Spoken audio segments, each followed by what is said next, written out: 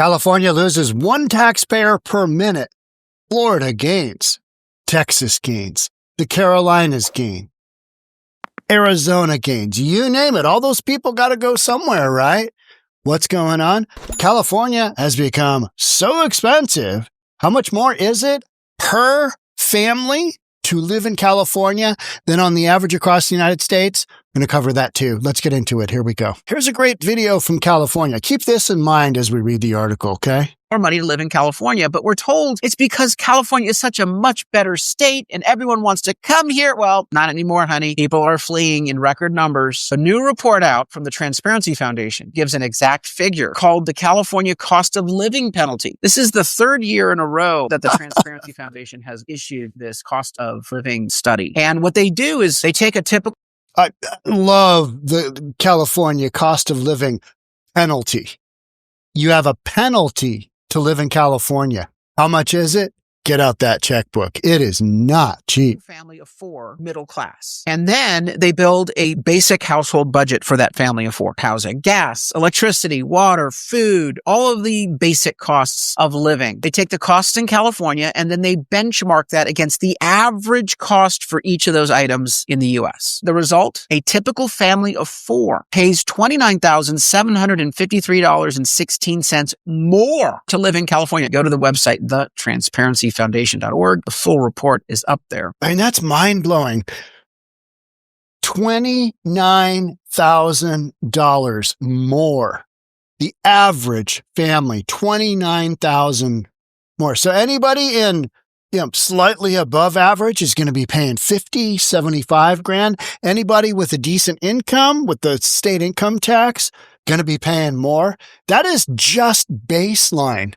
A lot of folks don't make that $29,000. I mean, that is more than the citizens in South Chicago make on average per year, which is about $25,000 all year. And these folks in California are paying that above and beyond what's average. They're paying that in California above and beyond what is average for the rest of the United States. A straight up penalty. And so you can imagine there's so many families who don't have an additional $29,000 in the budget. I'm squawking about what I'm paying here in Washington State because my leadership just basically has their head up their ass. I mean, just all the way up there. Yeah, let's scooch it a little further each election, right? And I don't feel like what I am paying in taxes, I'm getting back in benefit. Oh, it's such a beautiful state, Sean. Seattle's so pretty. It's so great. Yeah, but there's a lot of other pretty areas of the country as well that aren't paying the taxes I am, aren't paying the dollars per gallon that I am for gasoline. And moving forward, I mean, the writing is on the wall for Seattle, for Washington State. Taxes are going to go through the roof because you've got people leaving and you've got these social programs expanding. We just hired a socialist for mayor in Seattle. There's only one way this can go, right? And it's not the right direction. It's wrong turn, right? It's like, whoops. It's kind of like when here in Seattle, everybody thought, defund the police, greatest thing ever. Now you hear people, well, my store's been broken into 45 straight times and sure like to see more police presence here. Yeah, well, what'd you vote? Which direction did you vote? And did you actually come right out on your Facebook page and say, you know what? I don't think defunding the police is the solution here. Nah, you went defund the police, greatest thing ever. Black Lives Matter, domestic terrorist organization, greatest thing ever. I mean, it's just a bunch of socialist shenanigans, right? You talk about organizations that they don't work. Socialism, Black Lives Matter. Black Lives Matter embroiled in lawsuit after lawsuit after lawsuit. The grassroots is constantly suing, national, whatever it is, national suing somebody else. Somebody's buying a big mansion. Buy large mansions. Black Lives Matter, right? I mean, it's kind of synonymous, isn't it? Florida welcomes a new taxpayer every 2 minutes, while California loses one every minute, according to new data. An analysis of data from the IRS conducted by the National Taxpayers Union Foundation found that Florida, Texas, North Carolina gained new taxpayers faster than any other state in the country. And we talk about that all the time.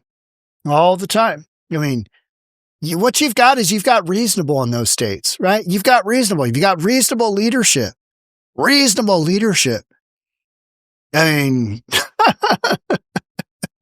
and instead, my state here has Bob Ferguson, who, came in as a moderate and then just layered us up with billions of dollars of new taxes because you got to pay for all the silly shenanigans that, commies here in the state of Washington want to fund. A massive homeless industrial complex. Massive millions and millions and millions of dollars going towards that. And our parks are just overrun with, criminal junkies doing drugs. No wonder people are leaving. Hey, I'd like to be able to use the park that I spend all my hard-earned tax dollars on. Oh, no, you can't do that. There's too much fentanyl foil. And, there's hypodermic needles and the condoms that get left over from the ladies who are getting their $5 fix by, doing that. Florida gains a new taxpayer every 2 minutes and 9 seconds. Texas gains one every 2 minutes and 53 seconds. And North Carolina gains a new taxpayer every 6 minutes and 21 seconds. Andrew Wilford, director of the Interstate Commerce Initiative, the National Taxpayers Union Foundation, said state policies are attracting people and generating revenue. He estimated Florida is collecting $4 billion more per year for its budget from people moving to the Sunshine State. Let's see. More. $4 billion more. Okay. Yep. That makes sense. I mean, who doesn't want that, right? What was Florida's policy during COVID? Did they completely oh, yeah, they were open and people were doing vacations there and then having to go back to their home state and just hunker down with a mask and fear the Rona. That was crazy, wasn't it? Welcoming people moving from other states means more job creators, more innovation, and a larger tax base from the economic activity that they generate. Welcoming people moving from other states means more job creators, more innovation, and a larger tax base. I wonder if Katie Wilson from Seattle has read this, because maybe she'd stop protesting against Starbucks. That whole thing is that's mind dead, isn't it? States like Florida and Texas attract people because they have no income tax, but also their ability to attract people means a stronger economy that can generate added revenue from sales, property, and business taxes. I'm sorry, what? Is that real? Is that true? Is this true? Get a stronger economy that can generate more revenue from sales, property, and business taxes. Maybe the commies need to read this article, don't you think? Because the way that they're going to come up with, their economic solutions are to basically punish the businesses by, doing wildly unrealistic raise of wages that aren't warranted in the marketplace. And then those businesses go out. And then those Workers of the World United union members, their income goes from $26 an hour. I'm just talking here in Seattle, goes from $26 to zero. That's the opposite of generating added revenue from sales, property, and business taxes, isn't it? It's the opposite. And that's what socialism does. It shuts down business because it doesn't work. There's no incentive for the owner to put their capital out and expect a return when it ain't there. Corporate knows that in Starbucks. That's why they just shut down 11 stores in Seattle. They're shutting them down all over where it doesn't make sense. All right, you got a bunch of Looney Tunes socialists? Okay. Boop, done. Right? And it's not quite that simple. I mean, you got a bunch of other layered stuff in there, maybe competition, but maybe you got break-ins in the area. Maybe it's harder to get insurance policy in that particular area. You get a couple of ticks against a store, boom, done. Because corporate just looks at numbers. They don't look at the good-hearted people that are working there so hard. My neck, my back, my paycheck is lack. That's literally one of their chants at Starbucks. It's like, okay, you guys are getting paid, and Starbucks pays generously. You guys are getting paid for your services, pouring coffee. You're getting paid for that. Don't tell me it takes a rocket scientist to be a barista at Starbucks. Don't tell me computers can't take that over. Don't tell me AI isn't going to take that over. Drive up to the drive-thru, you get a robot. Yeah, I'd like a medium green tea, hot, and give me a breakfast sandwich with bacon on it. Dealer's choice. All right.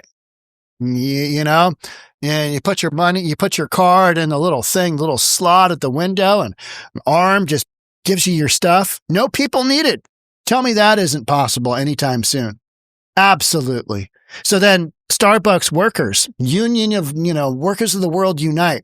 Where are your wages going to go? Well, they're going to go from your $30 an hour you're now getting to zero, because you're going to be taken out of the equation because you're a broken record and you don't work.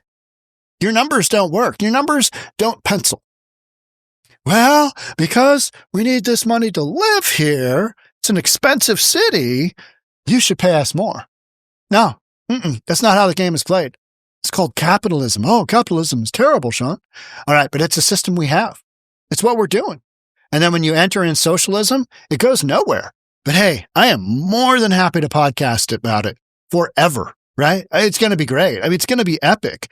The level of failure is just going to be stupendous, because there is absolutely zero that socialism can do in a city like Seattle, in a state like Washington, to do what it wants, which is more affordable conditions for people. You would have to absolutely take all the systems in place now and go back 40, 50 years in time, scratch them, make them zero. We got no policy, no nothing. And you can't really do that, right? It's just not physically possible.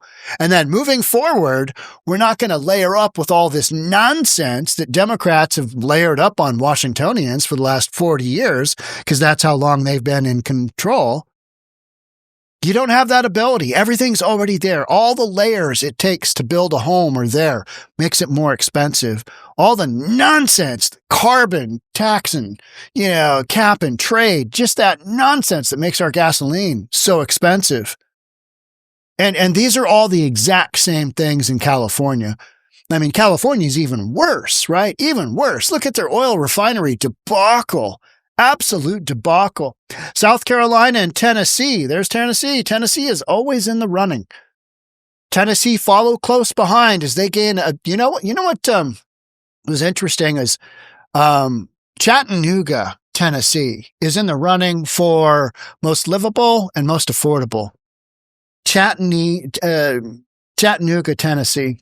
So Tennessee follow close behind as they gain a new taxpayer every 7 minutes and 30 seconds and 8 minutes and 42 seconds. I mean, just like that, clockwork. Those are the trends. Just boom, boom, boom.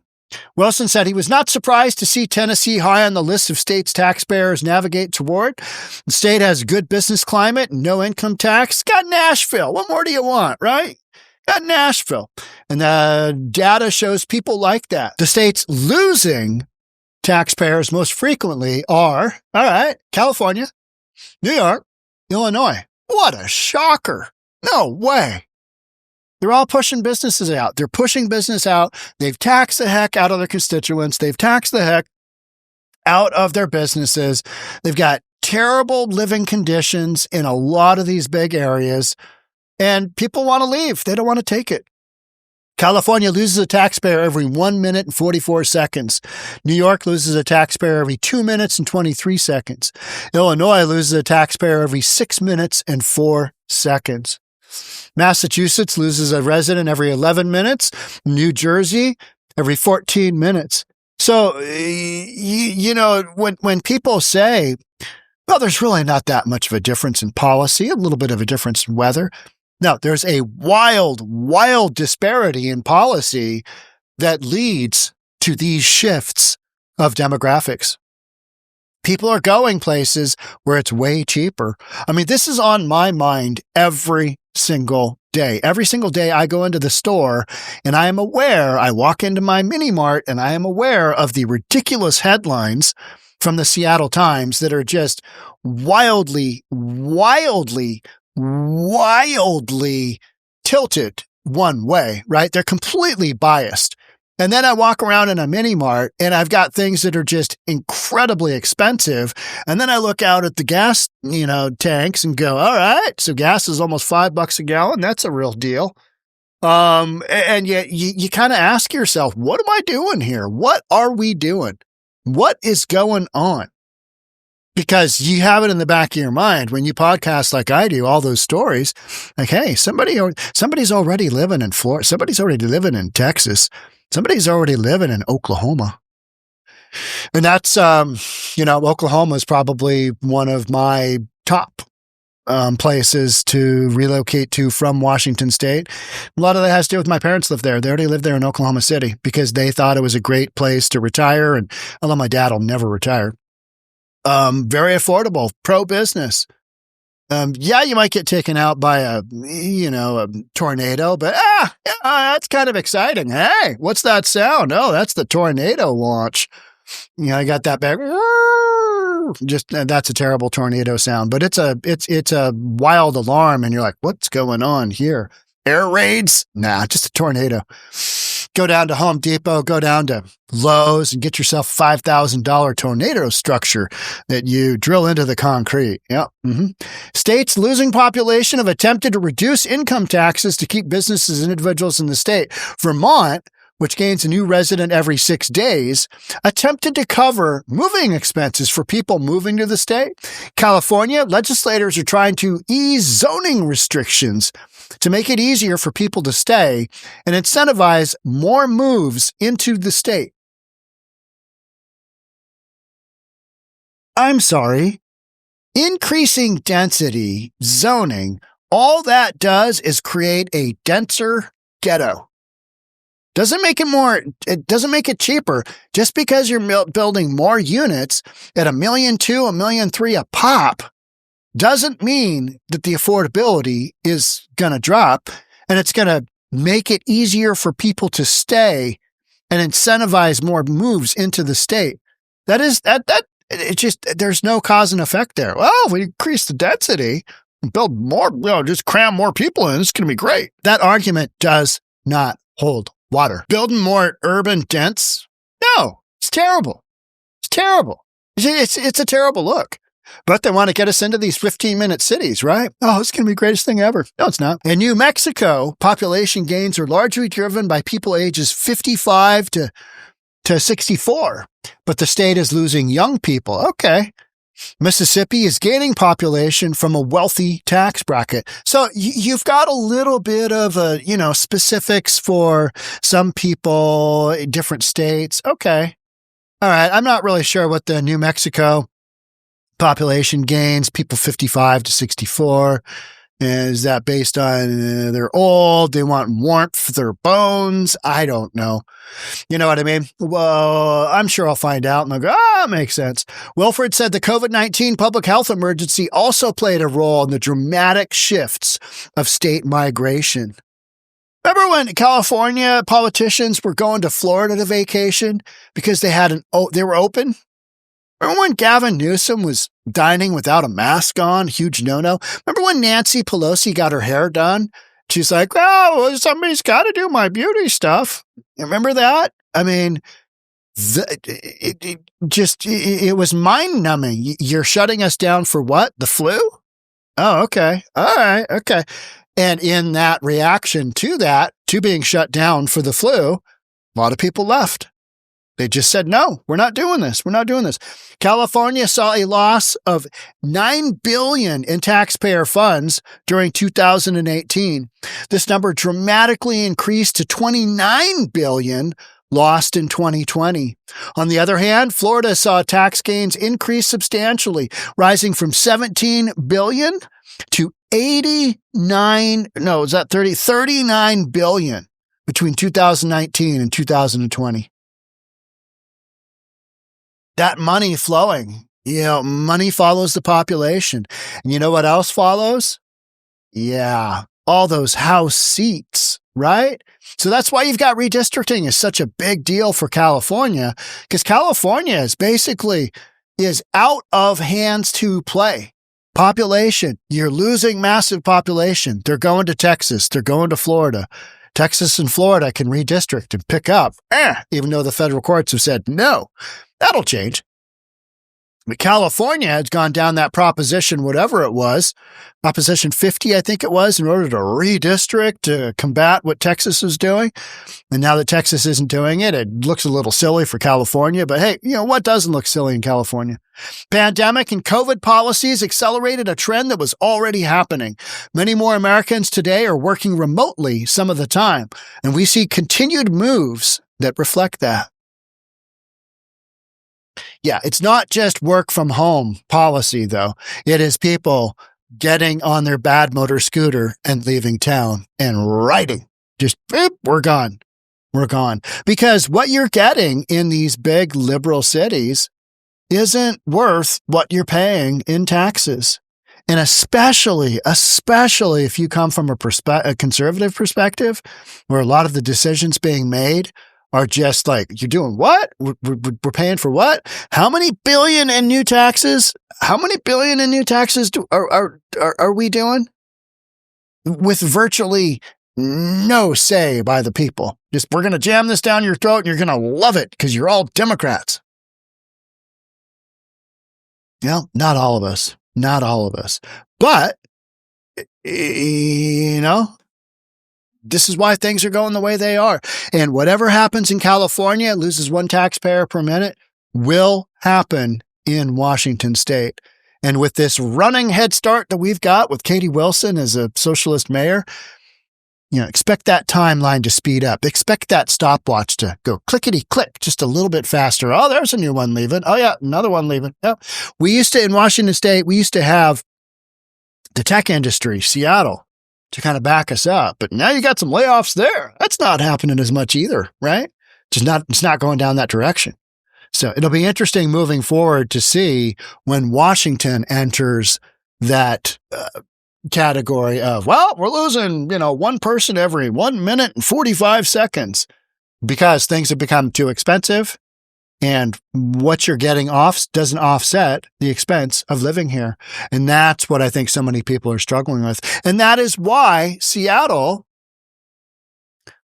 elected a socialist mayor, because you've got so many people here going, I can't afford to live here. It's gotten too expensive. But instead of asking, how did it become so expensive? And how are there states still to move to that aren't expensive relatively? Like Texas, like Florida, like the Carolinas. How are there states left like that? Well, public policy. It's all public policy. It's not just random. Everything's really expensive in left coast, west coast, because that's where you want to live. Well, that's not what this story is stating, is it? Based on IRS data, people are moving in droves, So since we've been talking, we're like 25 minutes in. California has lost, what do we say? Every minute and 44 seconds. So let's cut that by 2. So like 14, since I've been talking with you, 14 taxpayers have left California and are now on their way to God knows where, right? Who knows where? Away is the bottom line. So this trend will not stop anytime soon because average family's paying a penalty of $29,000 a year to live in California for no real discernible upside. That's not sustainable. And moving forward, you're going to see much of the same. I would expect these numbers to accelerate rapidly. But hey, you know what? In those 2028 elections, you should still vote for Gavin Newsom. You should still vote for podcaster Newsom because he's your guy. And not our guy, but, the other people's guy. Because he's done such a stupendous job of, running the Sunshine State. They call it the Sunshine State? Is that true? Is that Georgia? I don't even know. Thanks again for being here. We'll catch up with you on the next one. I'm trying to think of what the slogan is for California. More expensive than you can afford, you should move. How about that? Thanks again for being here. We'll catch up soon on the next one. Bye for now.